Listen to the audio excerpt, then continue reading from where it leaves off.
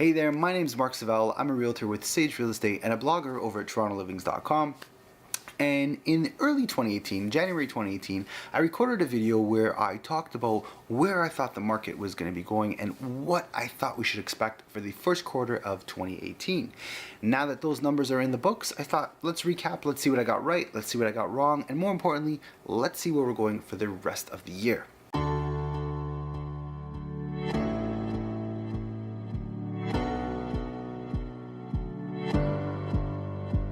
So if this is your first time checking out the channel, we primarily talk about real estate in the city, and today we're going to do a recap on the first quarter of 2018. So what did I say at the beginning of the year? I said three things. Well, I said a lot of things, but there's three things that I think we should focus on. And the first thing I said was that the detached housing prices would not be as good as they were in 2017, and that has happened in the first quarter.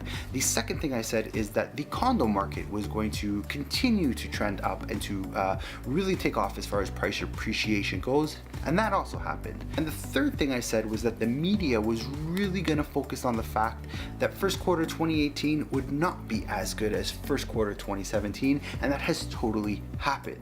But you gotta dig a bit deeper to really understand what's going on, because when you hear the headlines, you hear a lot of negative stuff about where the market is. And in certain segments of the market, that's true. But it's not true for all segments. So the first quarter of 2018 was really a tale of two different markets. The two markets would be the detached low-rise and the condominium high-rise. They performed so differently, but unfortunately we're only focusing on the detached numbers, and that is a little bit misrepresentative about what's really happening out there. So the condo market continues to take off strong, especially the downtown condo market. There's a lot of bidding wars, there's a lot of interest, and there's a lot of demand. I think that's because of affordability compared to a house or a semi-detached, and I also think the location of being downtown is something that's very attractive to people that do not want to travel far distances to work.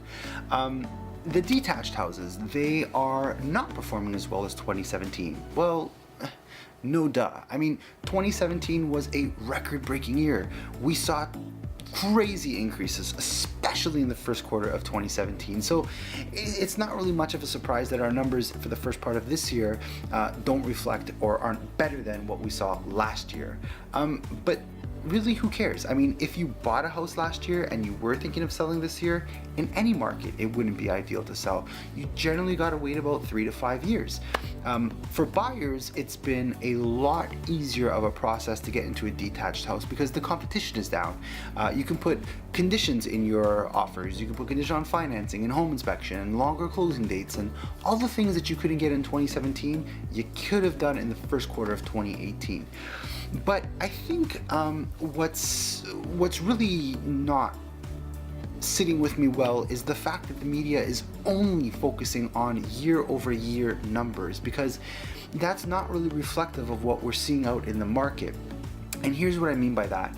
I generally look at quarter by quarter because I think that is a good amount of time difference to really get a sense of what's happening in the market. And when the market does start to change, whether good or bad, it's usually over 90 days, over a quarter, where you start to see, where you start to hear in the beginning, and then you start to see the impact about 3 months later. So when I look at the first quarter of 2018, it's not really in line with what the headlines are saying. In fact, in all 4 segments that I track, that's the condos, the townhomes, the semi-detached, and the detached, prices have gone up in all 4 segments.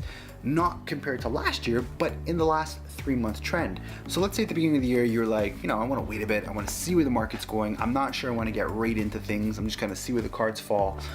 Well, here's what happened.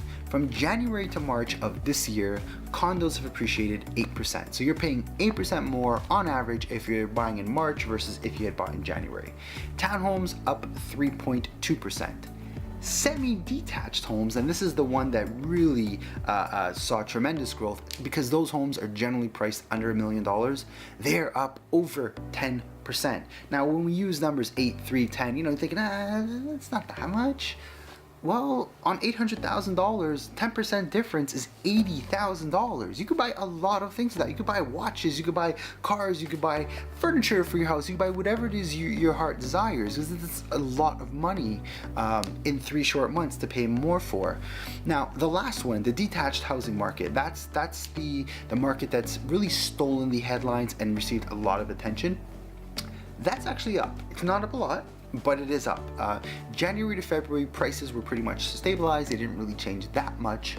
But from January to March, they're up 1%. Again, not a huge amount of growth, but this shows a trend. And the trend for all 4 segments is trending up, which I think will further boost confidence. And looking forward to the next quarter of what to expect, I think prices are going to continue to go up. I don't think the detached housing market will catch up to where we were in 2017, but I definitely think it's going to be much more expensive to buy a house in June of 2018 than it was in January of 2018. And that trend could furthermore increase prices towards the end of the year being higher than actually 2017 was as a whole. So what I mean by that is this. Look, the trends are going up. That doesn't in any way mean you should go out there and buy today because prices would be more expensive. But if you're following the quarter by quarter changes, expect things to get a little bit more expensive. That's what I think is going to happen for the second quarter of 2018. So let me know what you think. Leave your thoughts in the comments below. And if you haven't yet, please hit subscribe. Thanks for watching.